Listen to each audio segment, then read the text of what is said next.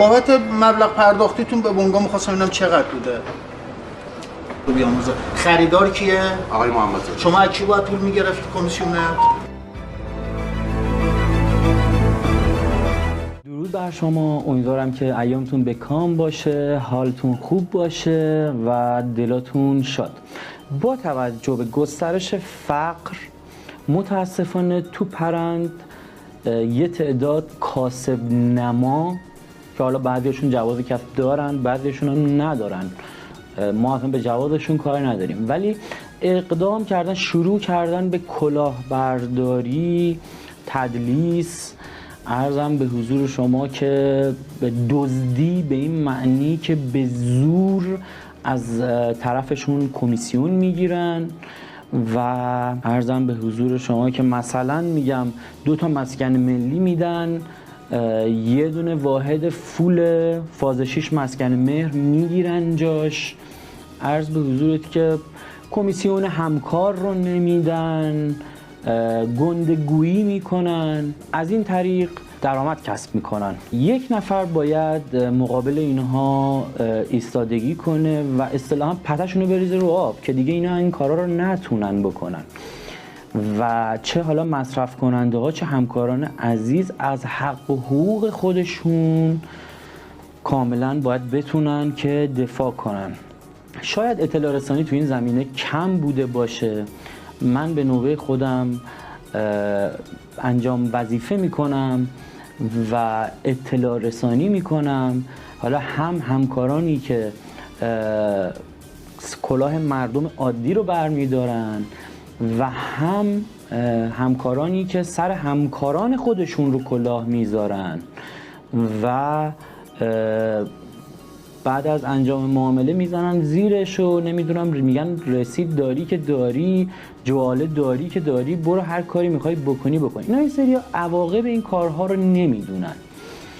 حالا من هم این آدم ها رو، این به اصطلاح کسبه که این صنف ما رو به گند کشیدن و من دست قانونگذار رو میبوسم برای جمع کردن این قضیه املاک و هر کی صبح بلند شده سیکل نداره، طرف بلند میشه موبایل نامه مینویسه، کمیسیون میگیره، اصطلاحاً لات بازی در میاره و همونطور که قانونگذار به سمتی داره میره که املاک ها رو حذف بکنه. البته توی پرانتز یه نکته بگم خدمتتون که دلال حذف نمیشه، دلال توی قانون تجارت جایگاه براش تعریف شده، خب، و حق العمل کاری هم از بین نمیره. کلاهبرداری ها به زودی جلوش گرفته میشه.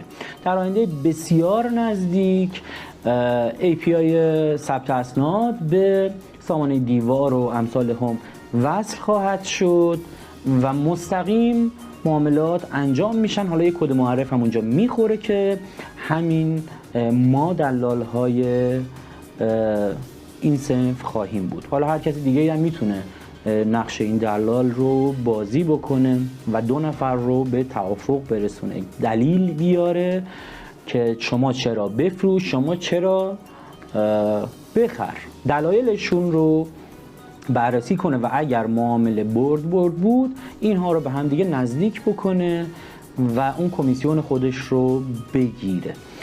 عرض به حضورتون که آره، خلاصه حرفام اینه که توی این گروهی که زده شده به صورت خصوصی دوستانی که دوست دارن و علاقه دارن که جلوی ضررهای آیندهشون رو بگیرن بیان و حتی خودشون هم مشارکت بکنن.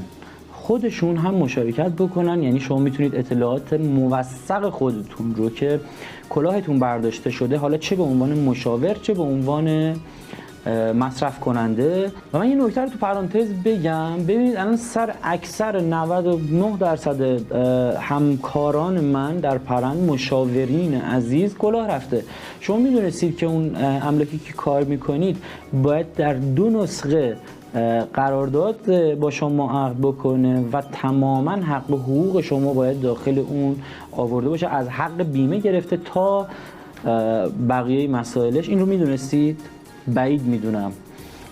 میدونستید که شما وقتی که حالا یک نفر عادی هستید و شغلتون دلالیه و معرفی افراد به هم هستش، میتونید با داشتن قرارداد جعاله به تمامی حق و حقوق خودتون برسید و من راهشو خدمتتون نشون میدم از 0 تا 100ش که چجوری با کلاهبرداران و شیادانی که تو این بازار به وفور ریختن برخورد قانونی داشته باشید.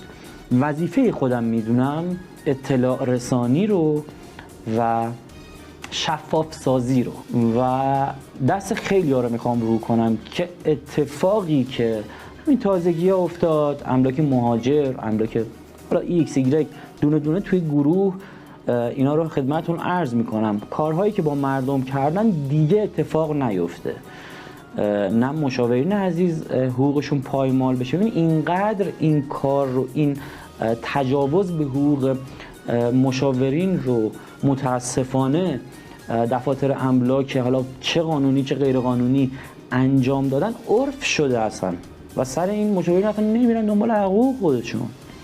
با من همراه باشید، بهتون یاد میدم که چجوری با افراد گستاخ و کلاهبردار و دزد، چون میدونید دیگه دزدی حالا چه شما به زور قمه از یکی پولی رو بگیرید چه به زور خنده و شوخی، مهم اینه که اون طرف راضی نیست. خب این اسمش میشه دزدی و به زور گرفتن مال مردم. من بهتون یاد میدم این رو چجوری پیگیری کنید از 0 تا 100ش، از اول چجوری طی کنید تا آخر بتونید مالتون رو زنده کنید.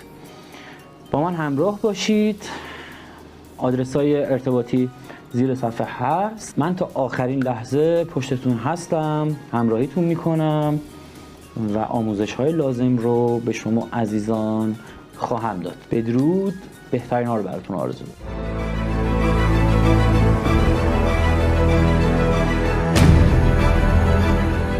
چه باشد چه نباشد بعد اصلا شما نخنامه رو دیوار بزنید.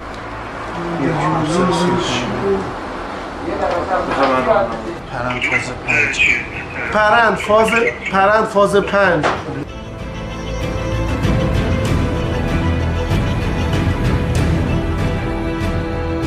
های محبوبی بچه های خود بنگاه ماست.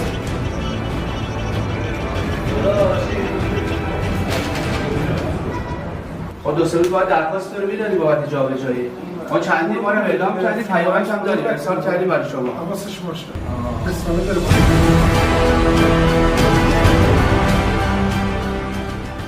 فلاک اینجا چند هستش بغلتون؟ محل صنفی که اصلا مجوز بنگاهش هنوز نگرفته، این یک تخلف دوم اصلا معنی نیست. این مهر بنگاه از کجا اومده؟ ما چی مردم یعنی چیزی بعد درگاه اعلام بکنید. شما قبل از آدرس سایت اعلام کنید. آقا یا شما متوجه نیستید، ببخشید، یا آموزش ندیدید یا نمیدانید. یک سال الان شما یعنی یک سال الان تو صف مجوزی؟ مال یک سال. تو یک سال همین الان با همین یه اقدام به مجوز شما اومدین همه قولنامه نوشتید. مثلا موبایل نامه‌هایی که داریم می‌گیریم، موبایل نامه‌ای که داریم. آقای بازرس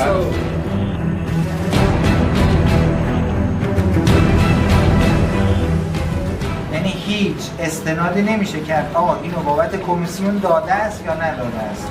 الان ایشون قبض رسید فقط داره که رسید پول. خب این تبادل پولی که اتفاق میفته چند پارت اتفاق میفته، از این قبض استفاده میکنه.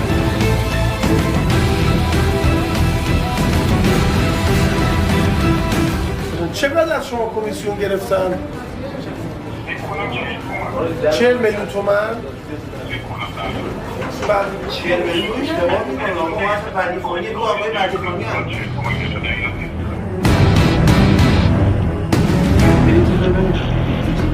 بابت ثبت سامانه نسبت به دفتر املاکتون. مثلا کلا اعتقادی هم به رهگیری نداریم، نه؟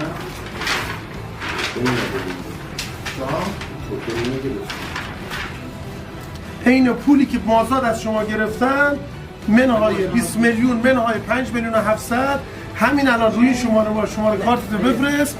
کل مبلغ شما همین امروز که من با شما صحبت میکنم برگشت داده میشه. چیزی مثل بالا بود ما نداریم، شما باید کمیسیون میدادیم.